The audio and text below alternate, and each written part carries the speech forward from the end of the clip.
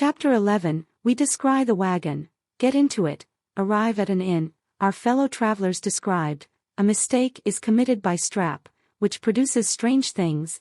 We traveled half a mile without exchanging one word, my thoughts being engrossed by the knavery of the world, to which I must be daily exposed, and the contemplation of my finances, which began sensibly to diminish. At length, Strap, who could hold no longer, addressed me thus: "Well, fools and their money are soon parted. If my advice had been taken, that old skinflint should have been D&D before he had got more than the third of his demand. 'Tis a sure sign you came easily by your money, when you squander it away in this manner. Ah! God help you, how many bristly beards must I have mowed before I earned 4 shillings and 3 halfpenny, which is all thrown to the dogs?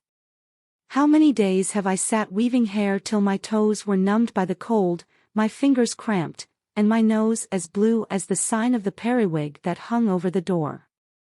What the devil was you afraid of? I would have engaged to box with any one of those fellows who came in for a guinea. I'm sure, I have beat stouter men than either of them.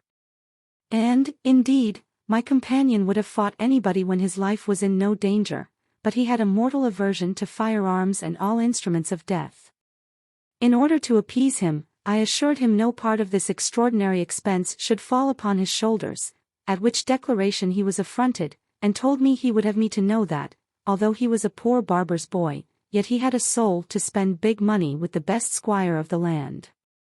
Having walked all day at a great pace, without halting for a refreshment, we descried, toward the evening, to our inexpressible joy, the wagon about 1/4 of a mile before us, and, by that time we reached it, were both of us so weary that I verily believe it would have been impracticable for us to have walked 1 mile farther. We, therefore, bargained with the driver, whose name was Joey, to give us a cast to the next stage for 1 shilling, at which place we should meet the master of the wagon, with whom we might agree for the rest of the journey. Accordingly the convenience stopped, and Joey having placed the ladder, Strap, being loaded with our baggage, mounted first, but, just as he was getting in, a tremendous voice assailed his ears in these words: "God's fury! There shall no passengers come here." The poor shaver was so disconcerted at this exclamation, which both he and I imagined proceeded from the mouth of a giant, that he descended with great velocity and a countenance as white as paper. Joey, perceiving our astonishment, called, with an arch sneer, "Wans, Copton, why won't yow suffer the poor wagoner to meek a penny? Coom, young man, get oop, never mind the Copton, I see not afeard of the Copton." This was not encouragement sufficient to Strap, who could not be prevailed upon to venture up again, upon which I attempted, though not without a quaking heart, when I heard the same voice muttering, like distant thunder, "Hell and the devil confound me, if I don't make you smart for this." However, I crept in, and by accident got an empty place in the straw, which I immediately took possession of, without being able to discern the faces of my fellow travelers in the dark. Strap following, with the knapsack on his back, chanced to take the other side, and, by a jolt of the carriage, pitched directly upon the stomach of the captain, who bellowed out, in a most dreadful manner, "Blood and thunder! Where's my sword?" At these words my fright comrade started up, and, at one spring, bounced against me with such force that I thought he was the supposed son of Anak, who intended to press me to death. In the meantime a female voice cried, "Bless me! What is the matter, my dear?" "The matter," replied the captain, "and my blood. My guts are squeezed into a pancake by that Scotchman's hump." Strap, trembling all the while at my back, asked him pardon, and laid the blame of what had happened upon the jolting of the wagon, and the woman who spoke before went on, I, my dear, it is our own fault, we may thank ourselves for all the inconveniences we meet with. I thank God I never travelled so before. I am sure if my lady or Sir John were to know where we are they would not sleep this night for vexation. I wish to God we had writ for the chariot, I know we shall never be forgiven." Come, my dear," replied the captain, "it don't signify fretting now, we shall laugh it over as a frolic, I hope you will not suffer in your health. I shall make my lord very merry with our adventures in this diligence." The discourse gave me such a high notion of the captain and his lady that I durst not venture to join in the conversation, but immediately after another female voice began, "Some people give themselves a great many needless airs, better folks than any here have travelled in wagons before now. Some of us have rode in coaches and chariots, with 3 footmen behind them, without making so much fuss about it. What then? We are now all upon a footing, therefore let us be sociable and merry. What do you say, Isaac? Is not this a good motion, you doting rogue? Speak, you old cent-per-cent fornicator.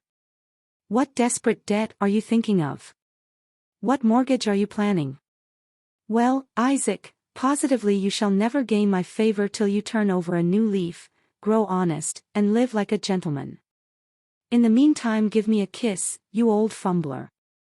These words, accompanied with a hearty smack, enlivened the person to whom they were addressed to such a degree that he cried, in transport, though with a faltering voice, "Ah! You wanton baggage, upon my credit, you are a waggish girl, he. This laugh introduced a fit of coughing, which almost suffocated the poor usurer, such we afterwards found was the profession of this our fellow traveller. About this time I fell asleep, and enjoyed a comfortable nap till such time as we arrived at the inn where we put up. Here, having alighted from the wagon, I had an opportunity of viewing the passengers in order as they entered. The first who appeared was a brisk, airy girl, about 20 years old, with a silver-laced hat on her head instead of a cap, a blue stuff riding suit, trimmed with silver very much tarnished, and a whip in her hand. After her came, limping, an old man, with a worsted nightcap buttoned under his chin, and a broad-brimmed hat slouched over it, an old rusty blue cloak tied about his neck, under which appeared a brown surtout, that covered a threadbare coat and waistcoat, and, as he afterwards discerned, a dirty flannel jacket. His eyes were hollow, bleared, and gummy, his face was shriveled into 1,000 wrinkles, his gums were destitute of teeth, his nose sharp and drooping, his chin peaked and prominent, so that, when he mumped or spoke, they approached one another like a pair of nutcrackers. He supported himself on an ivory-headed cane and his whole figure was a just emblem of winter, famine, and avarice. But how was I surprised, when I beheld the formidable captain in the shape of a little thin creature, about the age of 40, with a long withered visage, very much resembling that of a baboon, through the upper part of which 2 little grey eyes peeped. He wore his own hair in a queue that reached to his rump, which a moderate length, I suppose, was the occasion of a baldness that appeared on the crown of his head when he deigned to take off his hat, which was very much of the size and cock of pistols.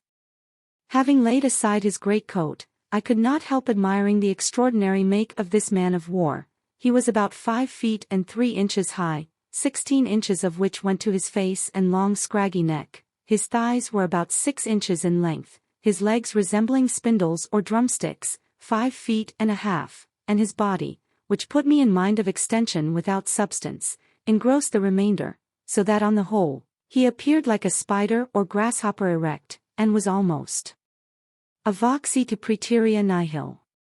His dress consisted of a frock of what is called bearskin, the skirts of which were about half a foot long, an hussar waistcoat, scarlet breeches reaching halfway down his thighs, worsted stockings rolled up almost to his groin, and shoes with wooden heels at least 2 inches high. He carried a sword very near as long as himself in one hand, and with the other conducted his lady, who seemed to be a woman of his own age, and still retained some remains of an agreeable person, but so ridiculously affected, that, had I not been a novice in the world, I might have easily perceived in her the deplorable vanity and second-hand airs of a lady's woman. We were all assembled in the kitchen, when Captain Weasel, for that was his name, desired a room with a fire for himself and spouse, and told the landlord they would up by themselves. The innkeeper replied that he could not afford them a room by themselves, and as for supping, he had prepared victuals for the passengers in the wagon, without respect of persons, but if he could prevail on the rest to let him have his choice in a separate manner, he should be very well pleased. This was no sooner said than all of us declared against the proposal, and Miss Jenny, our other female passenger, observed that, if Captain Weasel and his lady had a mind to sup by themselves, they might wait until we should have done.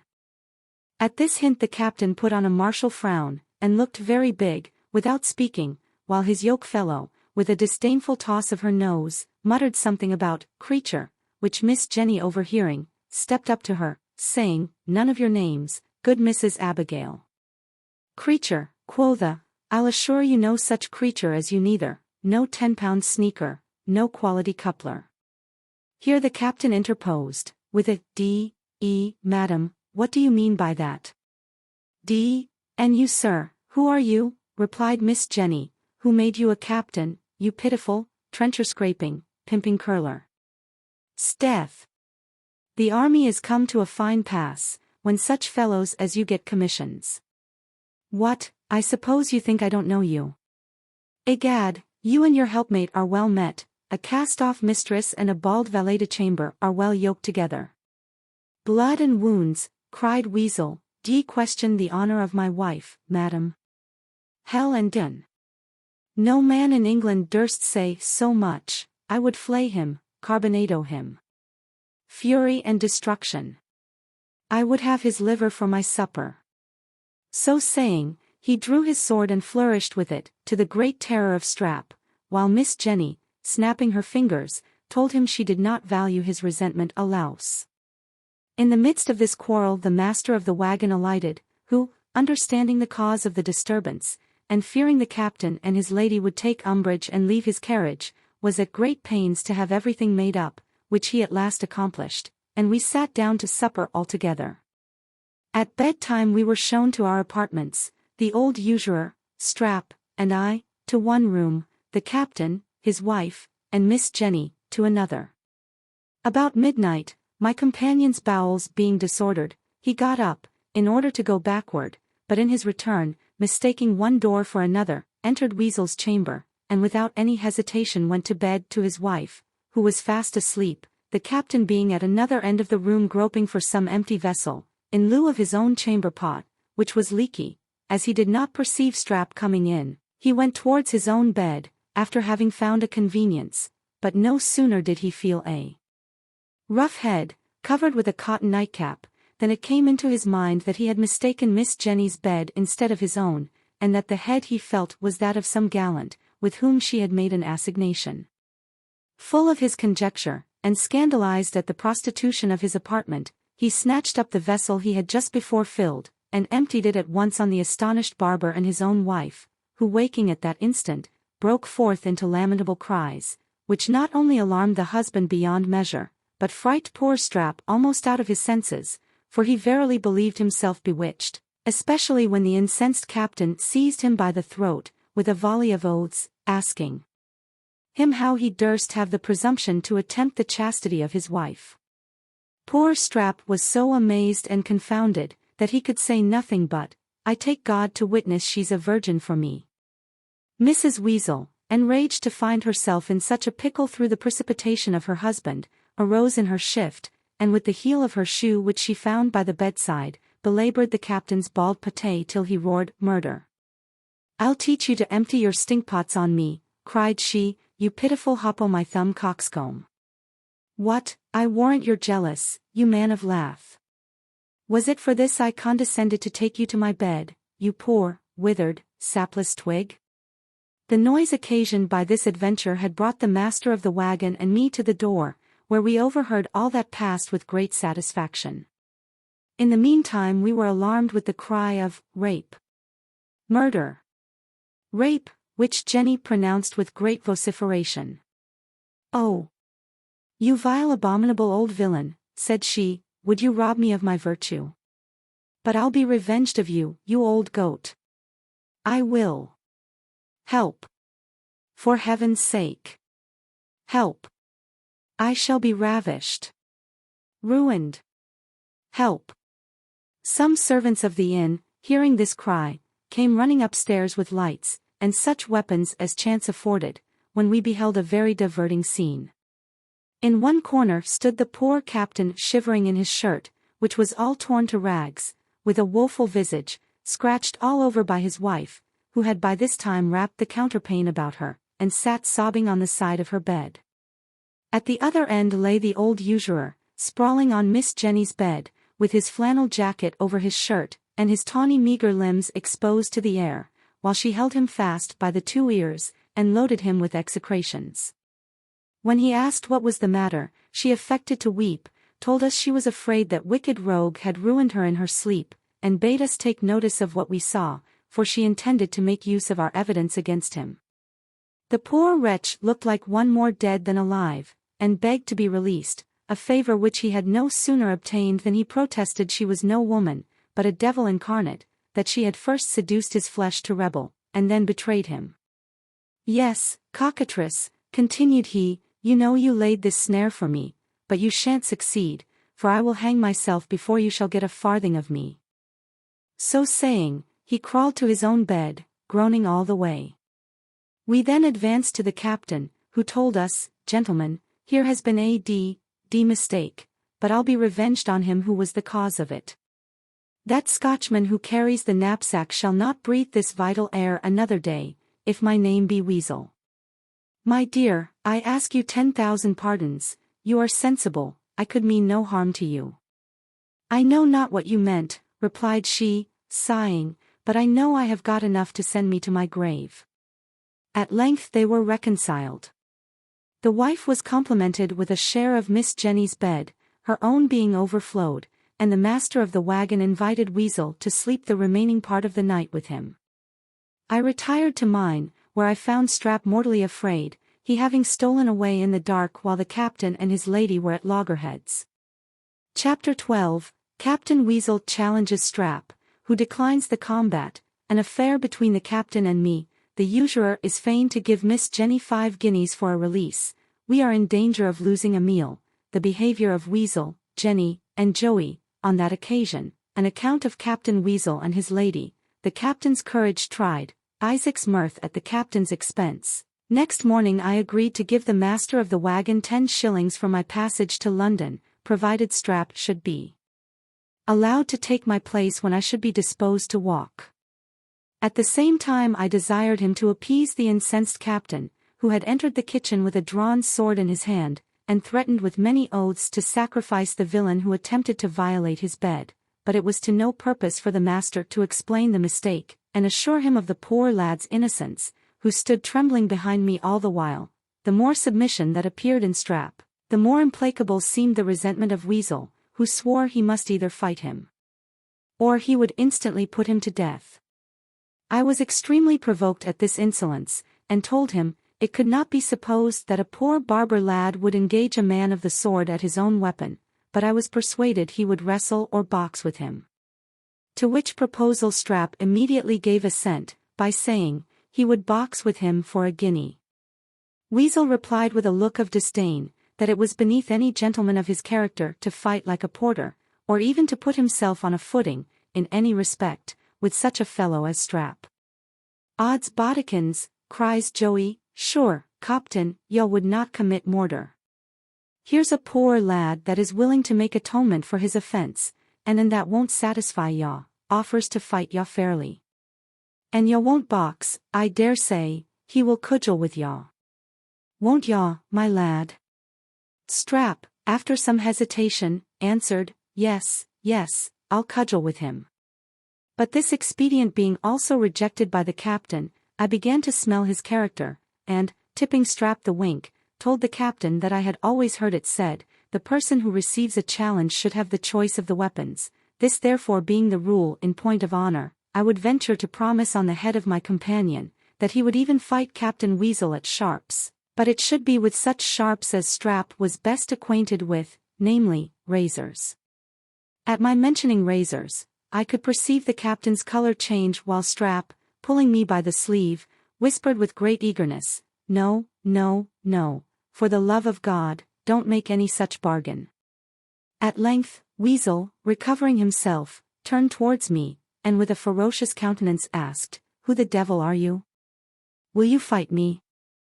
With these words, putting himself in a posture, I was grievously alarmed at seeing the point of a sword within half a foot of my breast, and, springing to one side, snatched up a spit that stood in the chimney corner, with which I kept my formidable adversary at bay, who made a great many half lunges, skipping backward at every push, till at last I pinned him up in a corner, to the no small diversion of the company. While he was in this situation his wife entered, and, seeing her husband in these dangerous circumstances, uttered a dreadful scream. In this emergency, Weasel demanded a cessation, which was immediately granted, and at last was contented with the submission of Strap, who, falling on his knees before him, protested the innocence of his intention, and asked pardon for the mistake he had committed. This affair being ended without bloodshed, we went to breakfast, but missed two of our company, namely, Miss Jenny and the usurer. As for the first, Mrs. Weasel informed us that she had kept her awake all night with her groans, and that when she rose in the morning, Miss Jenny was so much indisposed that she could not proceed on her journey. At that instant, a message came from her to the master of the wagon, who immediately went into her chamber, followed by us all. She told him in a lamentable tone, that she was afraid of a miscarriage, owing to the fright she received last night from the brutality of Isaac, and, as the event was uncertain, desired the usurer might be detained to answer for the consequence. Accordingly, this ancient Tarquin was found in the wagon, whither he had retired to avoid the shame of last night's disgrace, and brought by force into her presence.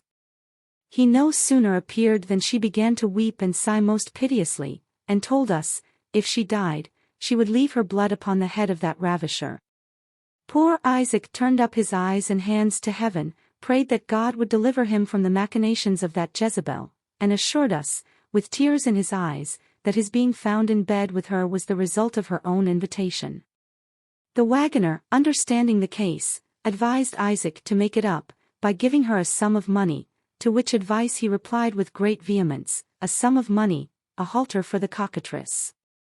"Oh, 'tis very well," said Miss Jenny, "I see it is in vain to attempt that flinty heart of his by fair means. Joey, be so good as to go to the justice, and tell him there is a sick person here, who wants to see him on an affair of consequence."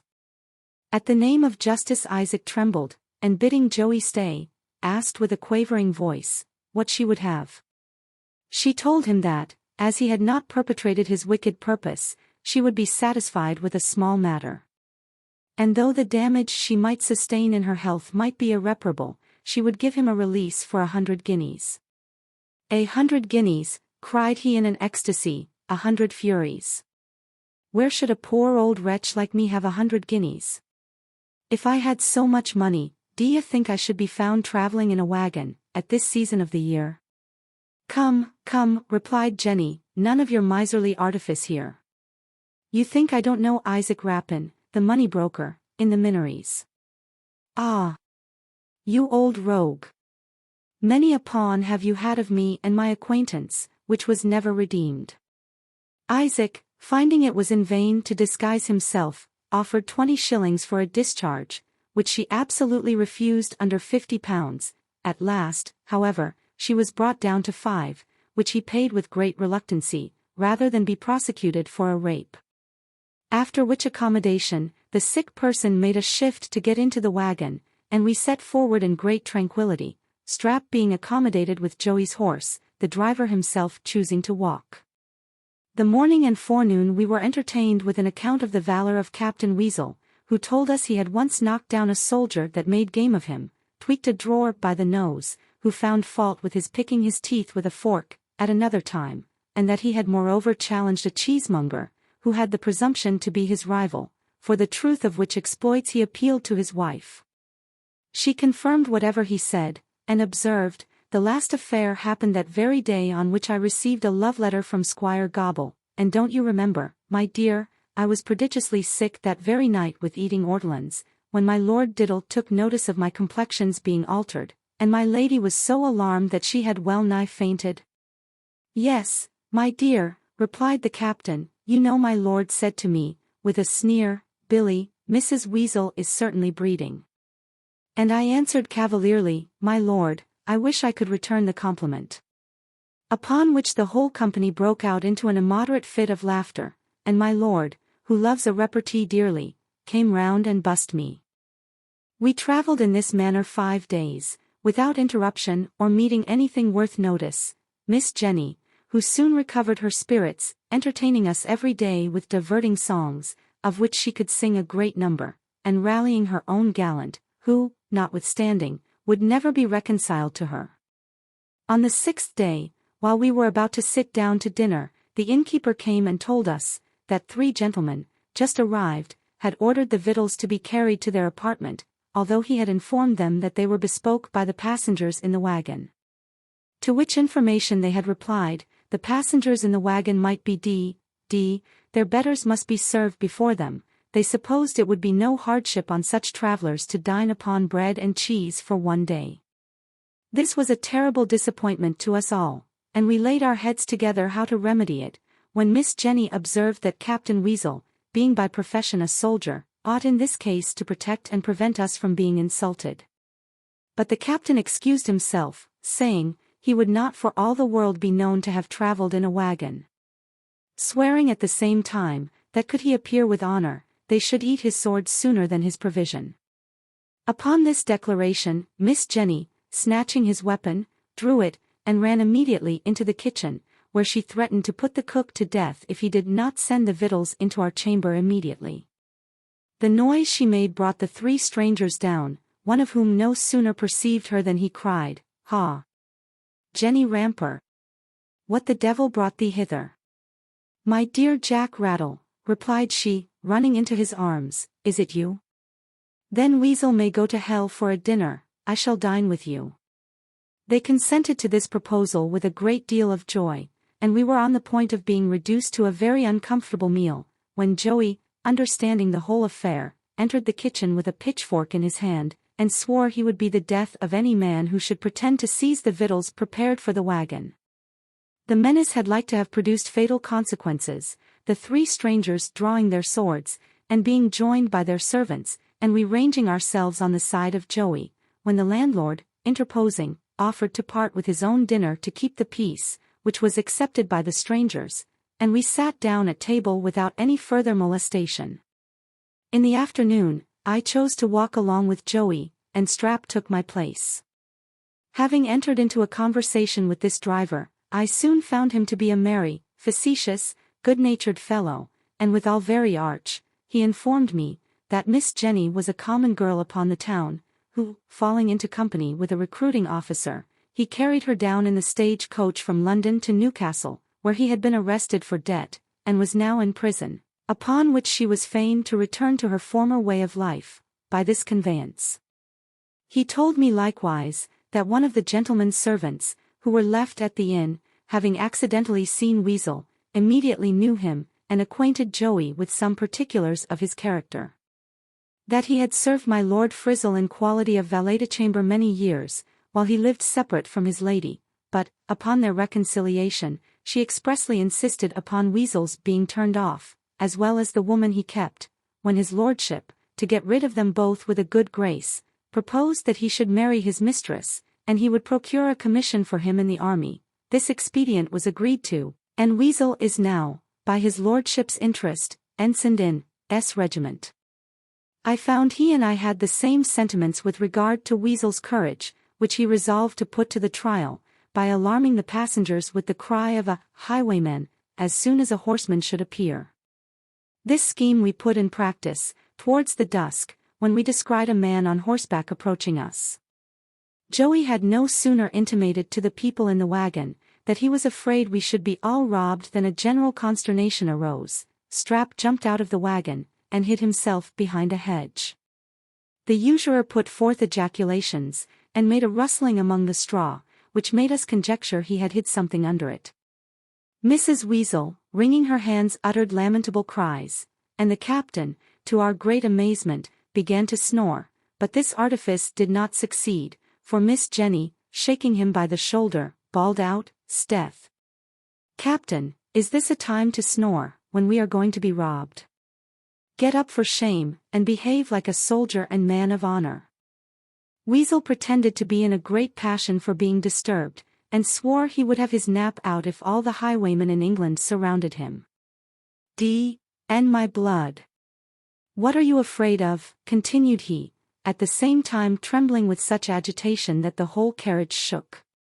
This singular piece of behavior incensed Miss Ramper so much that she cried, "And your pitiful soul, you are as errant a poltroon, as ever was drummed out of a regiment.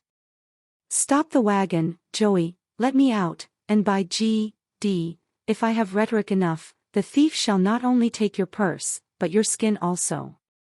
So saying she leaped out with great agility. By this time the horseman came up and happened to be a gentleman's servant well known to Joey, who communicated the scheme, and desired him to carry it on a little further, by going into the wagon and questioning those within. The stranger, consenting for the sake of diversion, approached it, and in a terrible tone demanded, "Who have we got here?" Isaac replied, with a lamentable voice, "Here's a poor miserable sinner, who has got a small family to maintain, and nothing in the world wherewithal, but these 15 shillings which if you rob me of we must all starve together." "Who's that sobbing in the other corner?" said the supposed highwayman. "A poor unfortunate woman," answered Mrs. Weasel, "upon whom I beg you, for Christ's sake, to have compassion." "Are you maid or wife?" said he. "Wife, to my sorrow," said she. "Who, or where is your husband?" continued he. "My husband," replied Mrs. Weasel, "is an officer in the army and was left sick at the last inn where we dined." "You must be mistaken, madam," said he, "for I myself saw him get into the wagon this afternoon." "But pray what smell is that? Sure your lapdog has befouled himself, let me catch hold of the nasty cur, I'll teach him better manners." Here he laid hold of one of Weasel's legs, and pulled him out from under his wife's petticoat, where he had concealed himself. The poor trembling captain, being detected in his inglorious situation, rubbed his eyes, and affecting to wake out of sleep, cried, "What's the matter? What's the matter?"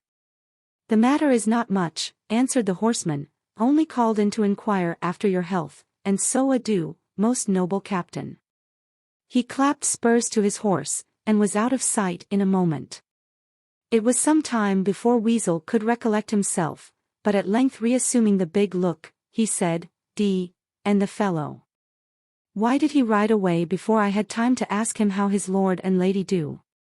Don't you remember Tom, my dear?" addressing himself to his wife. "Yes," replied she, "I think I do remember something of the fellow, but you know I seldom converse with people of his station." "Heyday," cried Joey, "do ya know the young mon, Copton?" "Know him," said Weasel, "many a time has he filled a glass of Burgundy for me, at my Lord Trippett's table." "And what may his name be, Copton?" said Joey. His name," replied Weasel, "is Tom Rincer." "Wands," cried Joey, "a has changed his own name then. For ISE lay a wager he was christened John Trotter." This observation raised a laugh against the captain, who seemed very much disconcerted, when Isaac broke silence, and said, "It is no matter who or what he was, since he has not proved the robber we suspected, and we ought to bless God for our narrow escape." "Bless God," said Weasel, "bless the devil. For what? Had he been a highwayman, I should have eaten his blood, body, and guts, before he had robbed me, or any one in this diligence." "Ha, ha, ha," cried Miss Jenny, "I believe you will eat all you kill, indeed, Captain." The usurer was so well pleased at the event of this adventure, that he could not refrain from being severe, and took notice that Captain Weasel seemed to be a good Christian, for he had armed himself with patience and resignation, instead of carnal weapons, and worked out his salvation with fear and trembling. This piece of satire occasioned a great deal of mirth at Weasel's expense, who muttered a great many oaths, and threatened to cut Isaac's throat. The usurer, taking hold of this menace, said, "Gentlemen and ladies, I take you all to witness, that my life is in danger from this bloody-minded officer. I'll have him bound over to the peace." This second sneer produced another laugh against him, and he remained crestfallen during the remaining part of our journey. Chapter 13, Strap and I are terrified by an apparition. Strap's conjecture, the mystery explained by Joey. We arrive in London, our dress and appearance described. We are insulted in the street, an adventure in an alehouse. We are imposed upon by a waggish footman, set to rights by a tobacconist, take lodgings, dive for a dinner, an accident at our ordinary. We arrived at our inn, supped, and went to bed, but Strap's distemper continuing, he was obliged to rise in the middle of the night, and taking the candle in his hand, which he had left burning for the purpose, he went down to the house of office, whence in a short time he returned in a great hurry, with his hair standing on end, and a look betokening horror and astonishment. Without speaking a word, he set down the light and jumped into bed behind me, where he lay and trembled with great violence. When I asked him what was the matter, he replied, with a broken accent, "God have mercy on us. I have seen the devil." Though my prejudice was not quite so strong as his, I was not a little alarmed at this exclamation, and much more so when I heard the sound of bells approaching our chamber, and felt my bedfellow cling close to me, uttering these words, "Christ have mercy upon us, there he comes." At that instant a monstrous overgrown raven entered our chamber, with bells at his feet, and made directly towards our bed. As this creature is reckoned in our country a common vehicle for the devil and witches to play their pranks in, I verily believed we were haunted, and, in a violent fright, shrank under the bedclothes. This terrible apparition leaped upon the bed, and after giving us several severe dabs with its beak through the blankets, hopped away, and vanished. Strap and I recommended ourselves to the protection of heaven with great devotion, and, when we no longer heard the noise, ventured to peep up and take breath. But we had not been long freed from this phantom, when another appeared, that had well nigh deprived us both of our senses. We perceived an old man enter the room, with a long white beard that reached to his middle. There was a certain wild peculiarity in his eyes and countenance that did not savor of this world, and his dress consisted of a brown stuff coat, buttoned behind and at the wrists, with an odd-fashioned cap of the same stuff upon his head. I was so amazed that I had not power to move my eyes from such a ghastly object, but lay motionless and saw him come straight up to me. When he reached the bed, he wrung his hands, and cried, with a voice that did not seem to belong to a human creature, "Where is Ralph?" I made no reply, upon which he repeated, in an accent still more preternatural, "Where is Ralpho?" He had no sooner pronounced these words than I heard the sound of the bells at a distance, which the apparition, having listened to, tripped away, and left me almost petrified with fear. It was a good while before I could recover myself so far as to speak, and, when at length I turned to Strap, I found him in a fit, which, however, did not last long. When he came to himself, I asked his opinion of what had happened, and he assured me that the first must certainly be the soul of some person damned, which appeared by the chain about his legs, for his fears had magnified the creature to the bigness of a horse, and the sound of small Morris bells to the clanking of massy chains. As for the old man, he took it to be the spirit of somebody murdered long ago in this place, which had power granted to torment the assassin in the shape of a raven, and that Ralpho was the name of the said murderer. Although I had not much faith in this interpretation, I was too much troubled to enjoy any sleep, and in all my future adventures never passed a night so ill. In the morning Strap imparted the whole affair to Joey, who, after an immoderate fit of laughter, explained the matter, by telling him that the old man was the landlord's father, who had been an idiot some years, and diverted himself with a tame raven, which, it seems, had hopped away from his apartment in the night, and induced him to follow it to our chamber, where he had inquired after it under the name of Ralpho. Nothing remarkable happened during the remaining part of our journey, which continued 6 or 7 days longer. At length we entered the great city, and lodged all night at the inn where the wagon put up. Next morning all the passengers parted different ways, while my companion and I sallied out to inquire for the Member of Parliament, to whom I had a letter of recommendation from Mr. Crabbe. As we had discharged our lodging at the inn, Strap took up our baggage and marched behind me in the street with the knapsack on his back, as usual, so that we made a very whimsical appearance. I had dressed myself to the greatest advantage, that is, put on a clean ruffled shirt, and my best thread stockings. My hair, which was of the deepest red, hung down upon my shoulders, as lank and straight as a pound of candles, and the skirts of my coat reached to the middle of my leg. My waistcoat and breeches were of the same piece, and cut in the same taste, and my hat very much resembled a barber's basin, in the shallowness of the crown and narrowness of the brim. Strap was habited in a much less awkward manner, but a short crop-eared wig, that very much resembled Scrub's in the play, and the knapsack on his back, added to what is called a queer fizz, occasioned by a long chin, a hook nose, and high cheekbones, rendered him, on the whole, a very fit subject of mirth and pleasantry. As he walked along, Strap, at my desire, inquired of a carman, whom we met, whereabouts Mr. Cringer lived, and was answered by a stare, accompanied with the word "Anan." Upon which I came up, in order to explain the question, but had the misfortune to be unintelligible likewise, the carman damning us for a lousy Scotch guard, whipping his horses with a "Gee-ho," which nettled me to the quick, and roused the indignation of Strap so far that, after the fellow was gone a good way, he told me he would fight him for a farthing. While we were deliberating upon what was to be done, a hackney coachman, driving softly along, and perceiving us standing by the kennel, came up close to us, and calling, "A coach, master," by a dexterous management of the reins made his horses stumble in the wet, and bedaub us all over with mud. After which exploit he drove on, applauding himself with a hearty laugh, in which several people joined, to my great mortification, but one, more compassionate than the rest, seeing us strangers, advised me to go into an alehouse, and dry myself. I thanked him for his advice, which I immediately complied with, and, going into the house he pointed out, called for a pot of beer, and sat down by a fire in the public room where we cleaned ourselves as well as we could.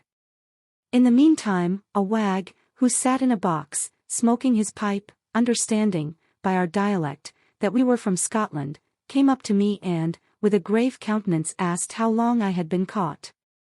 As I did not know the meaning of this question, I made no answer, and he went on, saying it could not be a great while, for my tail was not yet cut, at the same time taking hold of my hair, and tipping the wink to the rest of the company, who seemed highly entertained with his wit.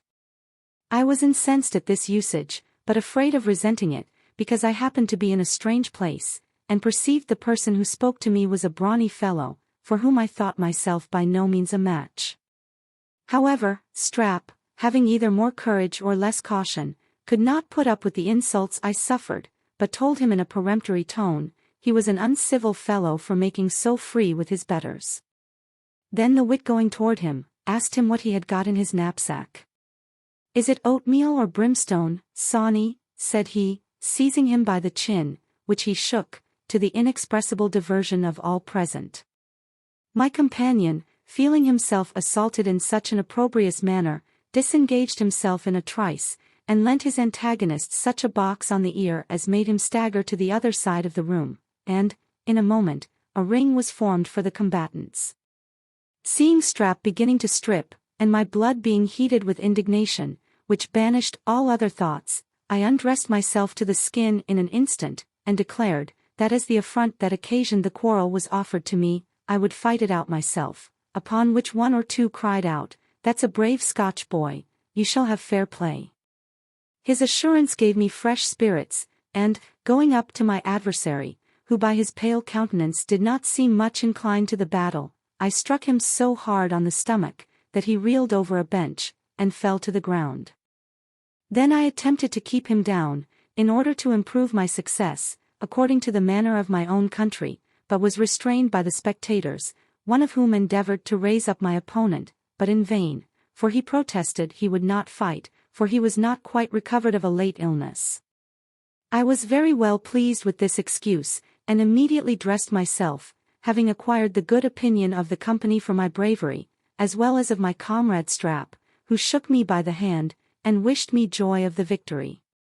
After having drunk our pot, and dried our clothes, we inquired of the landlord if he knew Mr. Cringer, the Member of Parliament, and were amazed at his replying in the negative, for we imagined he must be altogether as conspicuous here as in the borough he represented, but he told us we might possibly hear of him as we passed along. We betook ourselves therefore to the street, where seeing a footman standing at the door, we made up to him, and asked if he knew where our patron lived. This member of the party-colored fraternity, surveying us both very minutely, said he knew Mr. Cringer very well, and bade us turn down the first street on our left, then turn to the right, and then to the left again, after which perambulation we would observe a lane, through which we must pass, and at the other end we should find an alley that leads to another street, where we should see the sign of the Thistle and Three Pedlars, and there he lodged. We thanked him for his information, and went forwards, Strap telling me that he knew this person to be an honest friendly man by his countenance, before he opened his mouth, in which opinion I acquiesced, ascribing his good manners to the company he daily saw in the house where he served. We followed his directions punctually, in turning to the left, and to the right, and to the left again, but instead of seeing a lane before us, found ourselves at the side of the river, a circumstance that perplexed us not a little, and my fellow traveler ventured to pronounce that we had certainly missed our way. By this time we were pretty much fatigued with our walk, and not knowing how to proceed, I went into a small snuff shop hard by, encouraged by the sign of the Highlander, where I found, to my inexpressible satisfaction, the shopkeeper was my countryman. He was no sooner informed of our peregrination, and the directions we had received from the footman, than he informed us we had been imposed upon, telling us, Mr. Cringer lived in the other end of the town and that it would be to no purpose for us to go thither today, for by that time he was gone to the house. I then asked if he could recommend us a lodging. He really gave us a line to one of his acquaintance who kept a chandler's shop not far from St. Martin's Lane. There we hired a bedroom, up 2 pair of stairs, at the rate of 2 shillings per week, so very small, that when the bed was let down, we were obliged to carry out every other piece of furniture that belonged to the apartment, and use the bedstead by way of chairs. About dinner time, our landlord asked how we proposed to live. To which interrogation we answered, that we would be directed by him. Well, then, says he, there are 2 ways of eating in this town for people of your condition, the one more creditable and expensive than the other. The first is to dine at an eating-house frequented by well-dressed people only, and the other is called diving, practiced by those who are either obliged or inclined to live frugally. I gave him to understand that, provided the last was not infamous, it would suit much better with our circumstances than the other. Infamous, cried he, not at all. There are many creditable people, rich people, and fine people, that dive every day. I have seen many a pretty gentleman with a laced waistcoat dine in that manner very comfortably for 3d halfpenny, and go afterwards to the coffee-house, where he made a figure with the best lord in the land. But your own eyes shall bear witness. I will go along with you today and introduce you. He accordingly conducted us to a certain lane, where stopping, he bade us observe him, and do as he did, and, walking a few paces, dived into a cellar and disappeared in an instant. I followed his example, and descending very successfully, found myself in the middle of a cook's shop, almost suffocated with the steams of boiled beef, and surrounded by a company of hackney coachmen, chairmen, draymen, and a few footmen out of place or on board wages, who sat eating shin of beef, tripe, cow heel, or sausages, at separate boards, covered with cloths which turned my stomach. While I stood in amaze, undetermined whether to sit down or walk upwards again, Strap, in his descent, missing one of the stops, tumbled headlong into this infernal ordinary, and overturned the cook as she carried a porringer of soup to one of the guests. In her fall, she dashed the whole mess against the legs of a drummer belonging to the foot guards, who happened to be in her way, and scalded him so miserably, that he started up, and danced up and down, uttering a volley of execrations that made my hair stand on end. While he entertained the company in this manner, with an eloquence peculiar to himself, the cook got up, and after a hearty curse on the poor author of this mischance, who lay under the table with a waffle countenance, emptied a salt-cellar in her hand, and, stripping down the patient's stocking, which brought the skin along with it, applied the contents to the sore. This poultice was scarce laid on, when the drummer, who had begun to abate of his exclamations, broke forth into such a hideous yell as made the whole company tremble. Then, seizing a pewter pint pot that stood by him, squeezed the sides of it together, as if it had been made of pliant leather, grinding his teeth at the same time with a most horrible grin. Guessing the cause of this violent transport, I bade the woman wash off the salt, and bathe the part with oil, which she did, and procured him immediate ease. But here another difficulty occurred, which was no other than the landlady's insisting on his paying for the pot he had rendered useless. He said, he would pay for nothing but what he had eaten, and bade her be thankful for his moderation, or else he would prosecute her for damages. Strap, foreseeing the whole affair would lie at his door, promised to satisfy the cook, and called for a dram of gin to treat the drummer, which entirely appeased him and composed all animosities.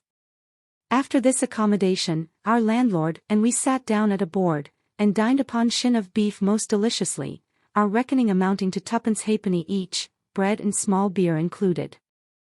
Chapter 14, we visit Strap's friend, a description of him, his advice, we go to Mr. Cringer's house, are denied admittance, an accident befalls Strap, his behavior thereupon, an extraordinary adventure occurs, in the course of which I lose all my money. In the afternoon my companion proposed to call at his friend's house, which, we were informed, was in the neighborhood, whither we accordingly went, and were so lucky as to find him at home.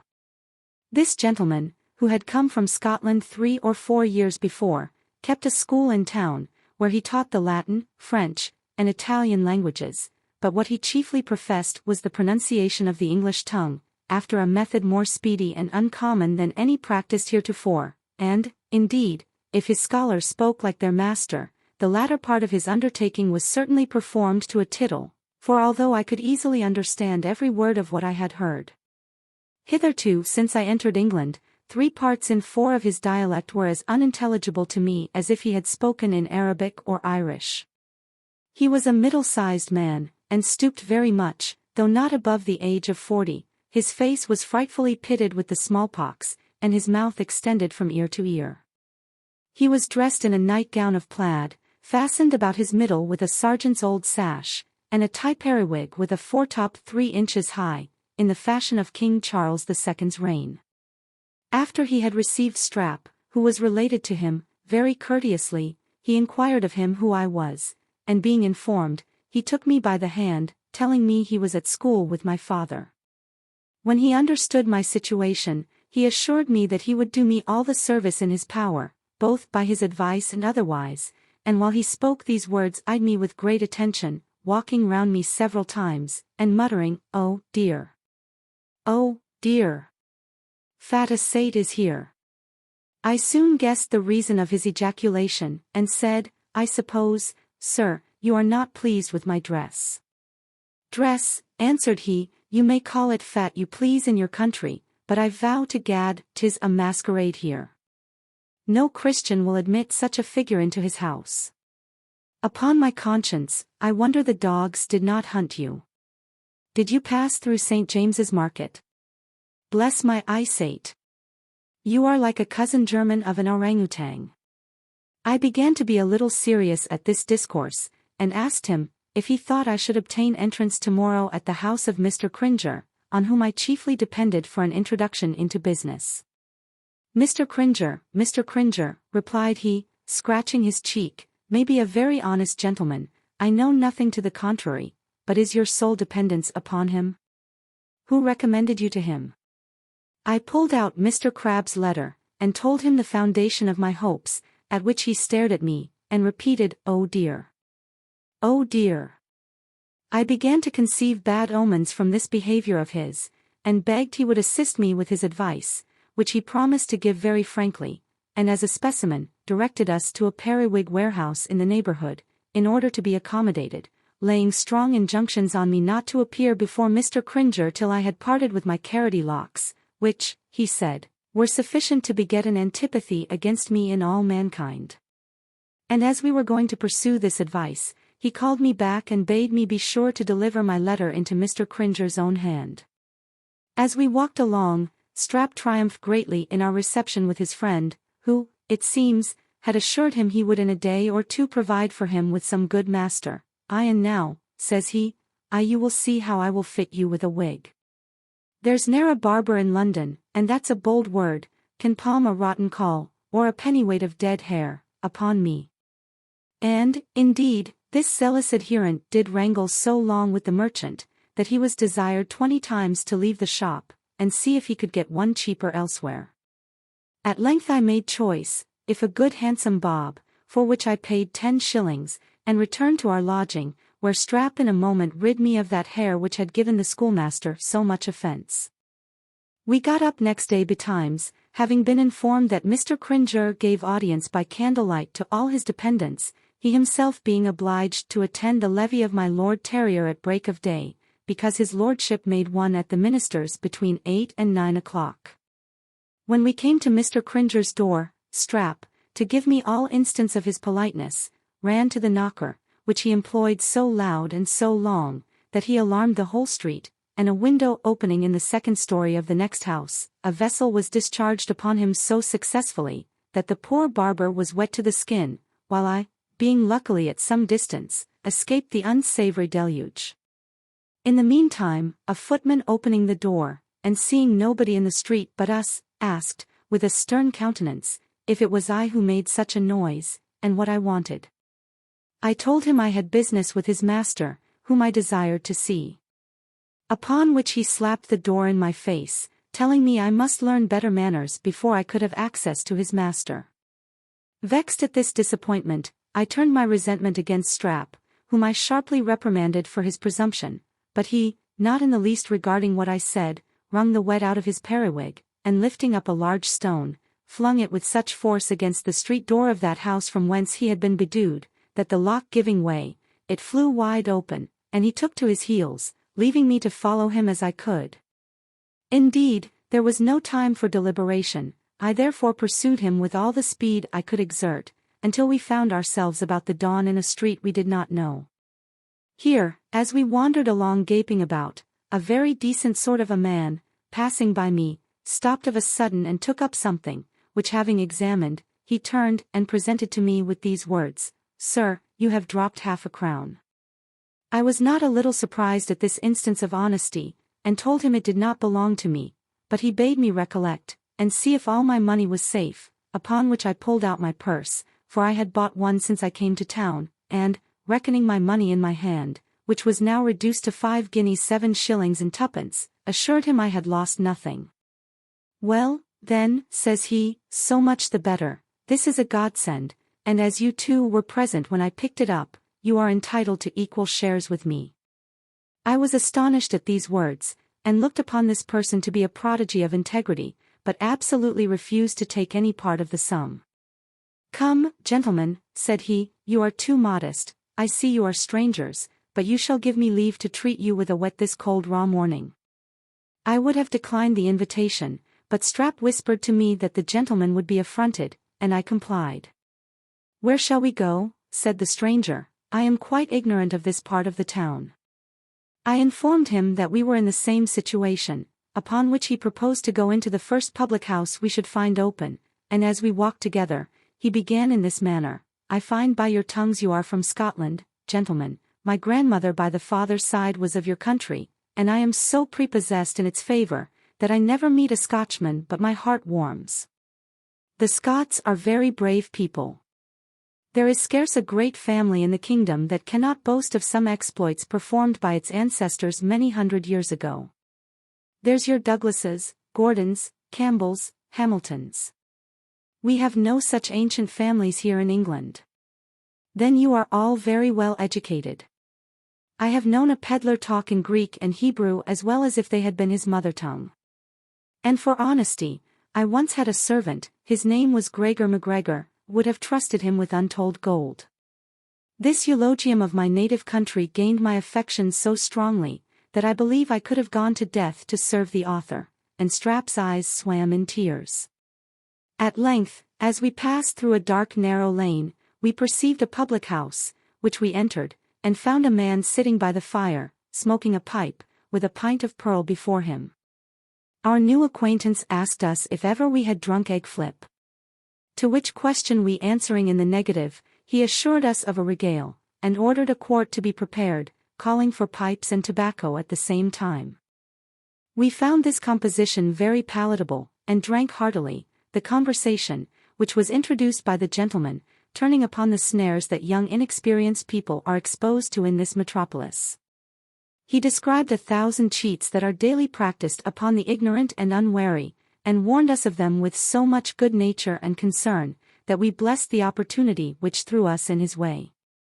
After we had put the can about for some time, our new friend began to yawn, telling us he had been up all night with a sick person, and proposed we should have recourse to some diversion to keep him awake. "Suppose," said he, "we should take a hand at whist for pastime. But let me see, that won't do, there's only 3 of us, and I cannot play at any other game. The truth is, I seldom or never play, but out of complaisance, or at such a time as this, when I am in danger of falling asleep. Although I was not much inclined to gaming, I felt no aversion to pass an hour or two at cards with a friend, and knowing that Strap understood as much of the matter as I, made no scruple of saying, "I wish we could find a fourth hand." While we were in this perplexity, the person whom we found in the house at our entrance, overhearing our discourse, took the pipe from his mouth very gravely, and accosted us thus: "Gentlemen, my pipe is out, you see," shaking the ashes into the fire, "and rather than you should be balked, I don't care if I take a hand with you for a trifle, but remember I won't play for anything of consequence." We accepted his proffer with pleasure. Having cut for partners, it fell to my lot to play with him against our friend and Strap, for threepence a game. We were so successful, that in a short time I was half a crown gainer, when the gentleman whom we had met in the street, observing he had no luck today, proposed to leave off, or change partners. By this time I was inflamed with my good fortune and the expectation of improving it, as I perceived the two strangers played but indifferently, therefore I voted for giving him his revenge, and cutting again, Strap and I, to our mutual satisfaction, happened to be partners. My good fortune attended me still, and in less than an hour we had got 30 shillings of their money, for as they lost they grew the keener, and doubled stakes every time. At last the inconstant goddess began to veer about, and we were very soon stripped of all our gains, and about 40 shillings of our own money. This loss mortified me extremely, and had a visible effect on the muscles of Strap's face, which lengthened apace, but our antagonists, perceiving our condition, kindly permitted us to retrieve our loss, and console ourselves with a new acquisition. Then my companion wisely suggested it was time to be gone, upon which the person who had joined us in the house began to curse the cards, and muttered that we were indebted to fortune only for what we had got, no part of our success being owing to our good play.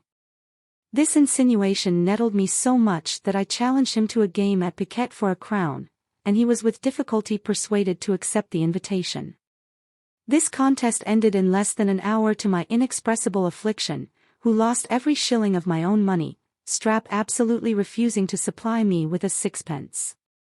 The gentleman at whose request we had come in, perceiving by my disconsolate looks the situation of my heart, which well nigh burst with grief and resentment, when the other stranger got up, and went away with my money, began in this manner: "I am truly afflicted at your bad luck, and would willingly repair it, were it in my power.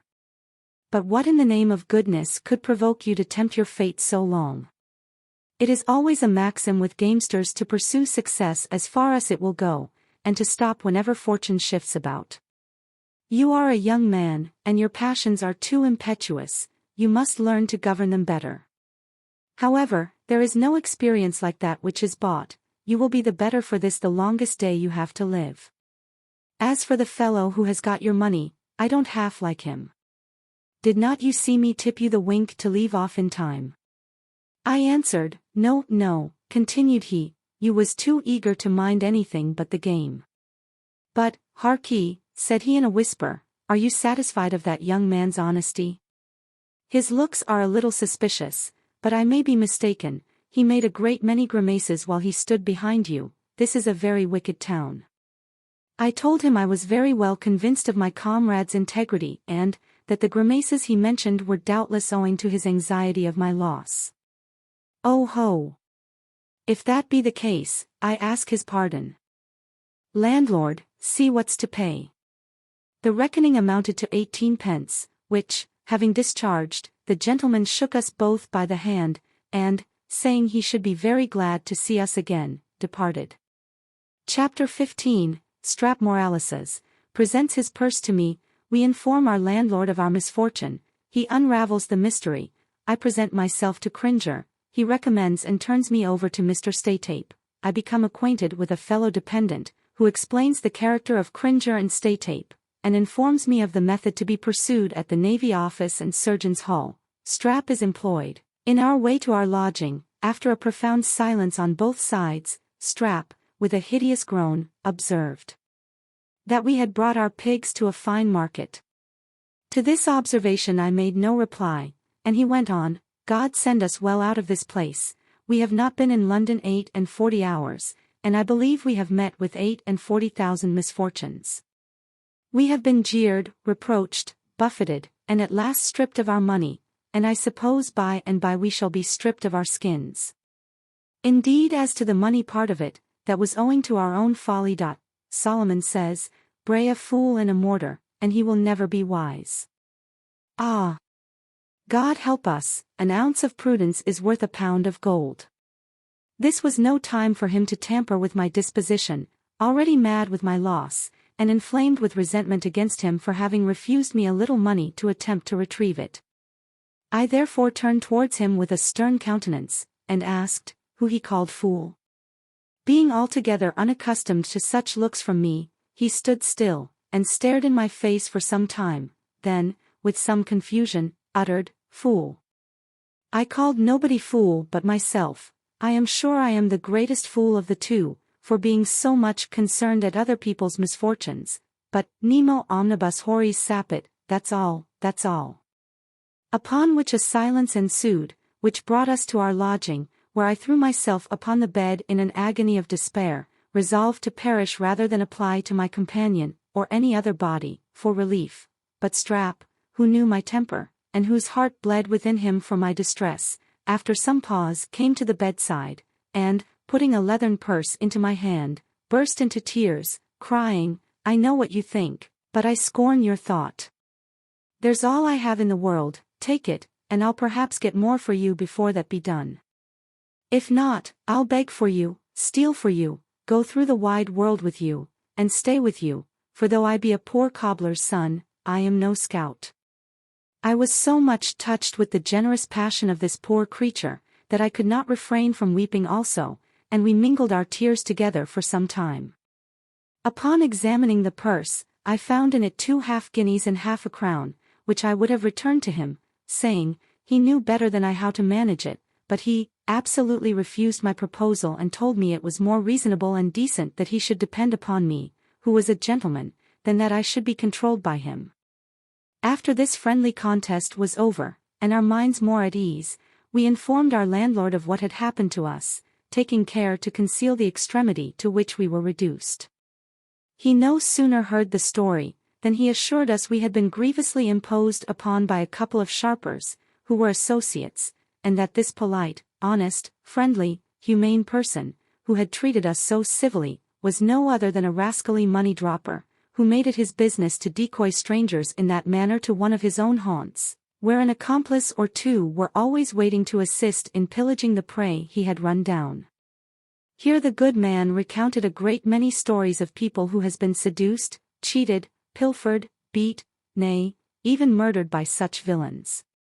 I was confounded at the artifice and wickedness of mankind, and Strap, lifting up his eyes and hands to heaven, prayed that God would deliver him from such scenes of iniquity, for surely the devil had set up his throne in London. Our landlord being curious to know what reception we had met with at Mr. Cringer's, we acquainted him with the particulars, at which he shook his head, and told us we had not gone the right way to work, that there was nothing to be done with a member of Parliament without a bribe, that the servant was commonly infected with the master's disease, and expected to be paid for his work, as well as his betters. He therefore advised me to give the footman a shilling the next time I should desire admittance to my patron, or else I should scarce find an opportunity to deliver my letter. Accordingly, next morning, when the door was opened, I slipped a shilling into his hand, and told him I had a letter for his master. I found the good effect of my liberality, for the fellow let me in immediately, and, taking the letter out of my hand, desired me to wait in a kind of passage for an answer. In this place I continued standing for 3/4 of an hour, during which time I saw a great many young fellows whom I formerly knew in Scotland pass and repass, with an air of familiarity, in their way to and from the audience chamber, while I was fain to stand shivering in the cold, and turn my back to them that they might not perceive the lowness of my condition. At length, Mr. Cringer came out to see a young gentleman to the door, who was no other than Squire Gawky, dressed in a very gay suit of clothes. At parting Mr. Cringer shook him by the hand and told him he hoped to have the pleasure of his company at dinner. Then turning about towards me, asked what were my commands. When he understood I was the person who had brought the letter from Mr. Crabbe, he affected to recollect my name, which, however, he pretended he could not do till he had consulted the letter again. To save him the trouble, I told him my name was Random. Upon which he went on, Random, I think I remember the name, and very well he might, for this very individual, Mr. Cringer, had many a time rode before my grandfather's cloak-bag, in quality of a footman. Well, says he, you propose to go on board a man-of-war as surgeon's mate. I replied by a low bow. I believe it will be a difficult matter, continued he, to procure a warrant, there being already such a swarm of Scotch surgeons at the Navy Office, in expectation of the next vacancy, that the commissioners are afraid of being torn to pieces, and have actually applied for a guard to protect them. However, some ships will soon be put in commission, and then we shall see what's to be done. So saying, he left me, exceedingly mortified at the different reception Mr. Gawky and I had met with from this upstart, proud, mean member, who, I imagined, would have been glad of an opportunity to be grateful for the obligations he owed to my family. At my return, I was surprised with the agreeable news of Strap's being employed, on the recommendation of his friend, the schoolmaster, by a periwig maker in the neighborhood, who allowed him 5 shillings per week besides bed and board. I continued to dance attendance every other morning at the levee of Mr. Cringer, during a fortnight, in which time I became acquainted with a young fellow of my own country and profession, who also depended on the member's interest, but was treated with much more respect than I, both by the servants and master, and often admitted into a parlour, where there was a fire for the convenience of the better sort of those who waited for him. Thither I was never permitted to penetrate, on account of my appearance, which was not at all fashionable, but was obliged to stand blowing my fingers in a cold lobby, and take the first opportunity of Mr. Cringer's going to the door to speak with him. One day, while I enjoyed this occasion, a person was introduced, whom Mr. Cringer no sooner saw, than, running towards him, he saluted him with a low bow to the very ground, and afterwards shaking him by the hand with great heartiness and familiarity, called him his good friend, and asked very kindly after Mrs. Staytape and the young ladies. Then, after a whisper, which continued some minutes, wherein I overheard the word honor repeated several times with great emphasis, Mr. Cringer introduced me to this gentleman, as to a person whose advice and assistance I might depend upon, and having given me his direction, followed me to the door, where he told me I need not give myself the trouble to call at his house any more, for Mr. Staytape would do my business. At that instant my fellow dependent, coming out after me, overheard the discourse of Mr. Cringer, and, making up to me in the street, accosted me very civilly. This address I looked upon as no small honor, considering the figure he made, for he was dressed in a blue frock with a button, a green silk waistcoat, trimmed with gold, black velvet breeches, white silk stockings, silver buckles, a gold-laced hat, a spencer wig, and a silver-hilted hanger, with a fine clouded can in his hand. I perceive, says he, you are but lately come from Scotland. Pray, what may your business with Mr. Cringer be? I suppose it is no secret, and I may possibly give you some advice that will be serviceable, for I have been surgeon's second mate on board of a 70-gun ship, and consequently know a good deal of the world. I made no scruple to disclose my situation, which, when he had learned, he shook his head, and told me he had been pretty much in the same circumstances about a year ago, that he had relied on Cringer's promises, until his money, which was considerable, as well as his credit, was quite exhausted, and when he wrote to his relations for a fresh supply, instead of money he received nothing but reproaches, and the epithets of idle, debauched fellow. That after he had waited at the Navy Office many months for a warrant to no purpose, he was fain to pawn some of his clothes, which raised a small sum wherewith he bribed the secretary, who soon procured a warrant for him, notwithstanding he had affirmed the same day, that there was not one vacancy.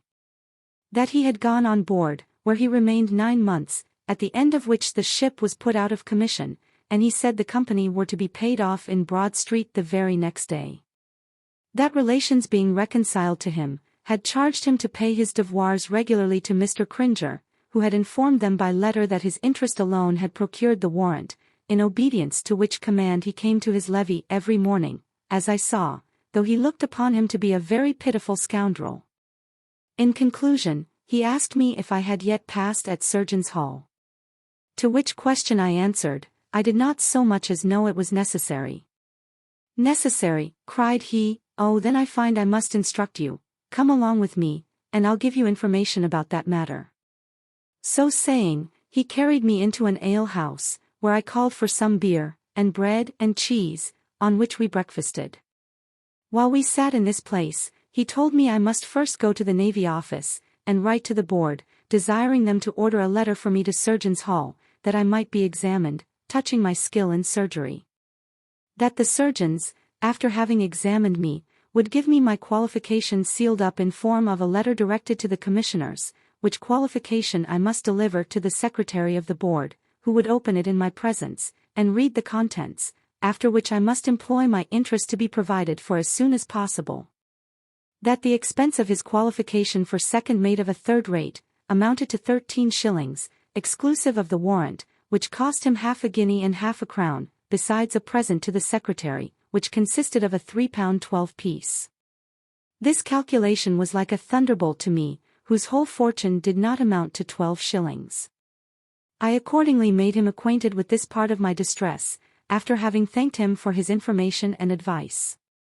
He condoled me on this occasion, but bade me be of good cheer, for he had conceived a friendship for me, and would make all things easy. He was ran out at present, but tomorrow or next day, he was certain of receiving a considerable sum, of which he would lend me what would be sufficient to answer my exigencies. This frank declaration pleased me so much, that I pulled out my purse, and emptied it before him, begging him to take what he pleased for pocket expense, until he should receive his own money. With a good deal of pressing, he was prevailed upon to take 5 shillings, telling me that he might have what money he wanted at any time for the trouble of going into the city, but as he had met with me, he would defer his going thither till tomorrow, when I should go along with him, and he would put me in the way of acting for myself, without a servile dependence on that rascal Cringer, much less on the tailor to whom he heard him turn me over. How, cried I, is Mr. Staytape a tailor?